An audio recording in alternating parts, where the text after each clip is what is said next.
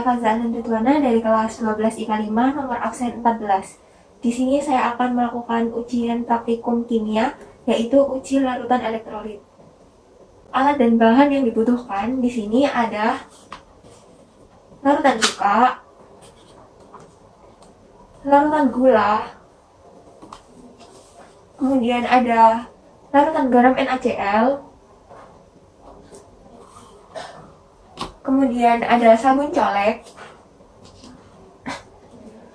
ada air PDAM, ada deterjen,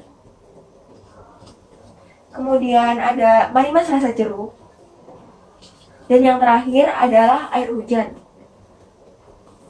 Kemudian alat uji larutan elektrolit yang dirangkai dari baterai, kabel, dan 2 buah lampu. Kemudian di ujungnya diberi paku seperti ini. Langsung saja kita mulai praktiknya. Pertama saya akan menguji larutan menggunakan alat uji. Yang pertama kali saya uji adalah air PDAM.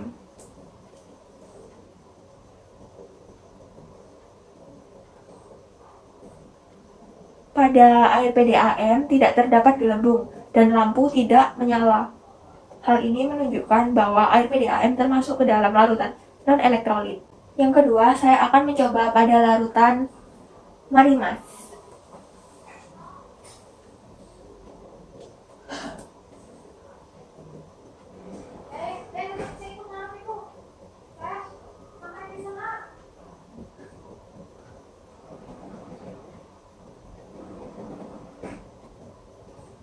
Pada larutan marimas terdapat sedikit gelembung dan lampu menyala dengan redup. Hal ini menunjukkan bahwa marimas termasuk ke dalam larutan elektrolit lemah. Yang ketiga, saya akan mencoba pada larutan deterjen.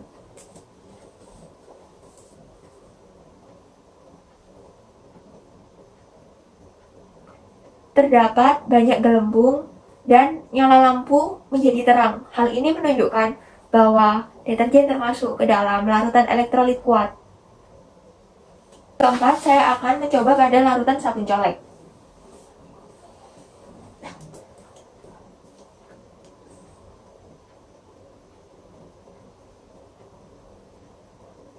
Pada larutan sabun colek terdapat banyak gelembung dan nyala lampu menjadi terang. Hal ini menunjukkan bahwa sabun colek termasuk ke dalam larutan yang kuat. Yang kelima, saya akan mencoba pada larutan cuka.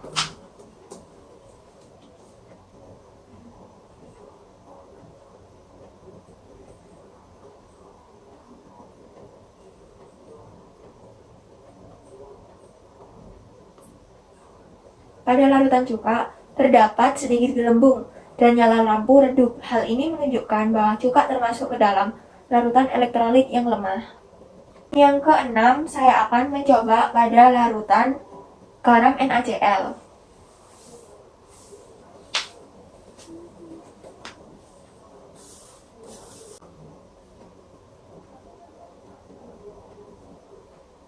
Pada larutan garam NaCl terdapat banyak gelembung dan nyala lampu terang. Hal ini menunjukkan bahwa garam NaCl termasuk ke dalam larutan elektrolit kuat. Kemudian saya akan mencoba pada larutan gula. Pada larutan gula tidak terdapat gelembung sama sekali dan lampu tidak menyala. Hal ini menunjukkan bahwa gula termasuk ke dalam larutan non-elektrolit. Kemudian yang terakhir saya akan menguji pada air hujan.